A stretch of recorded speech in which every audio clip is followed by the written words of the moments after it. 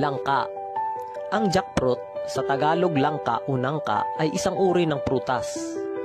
Mabango ang mga prutas na ito na kamag-anak ng mga rimas na matatagpuan sa Timog Silangang Asya at sa ibang mga tropikal na puok. Ito ay lumalaki ng hanggang 12 talampakan.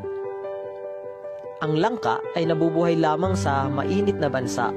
Ito ay namamatay kapag sobra ang lamig ng klima.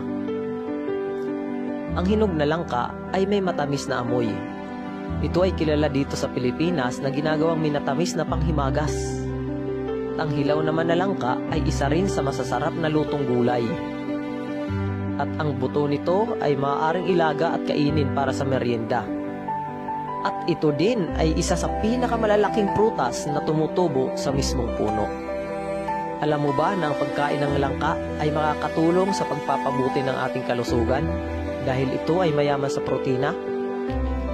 Ang mga protina ay malalaking mga molekula na yari sa maliliit na mga unit na tinatawag na mga asidong amino. Ginagamit ang mga ito sa paglago at pagkumpuni. Gayun din ang pagpapatibay ng mga buto. Tumutulong ito na gumawa ng mga tissue at mga sihay. Kaya ano pang inaantay mo? Tayo na't kumain ng langka.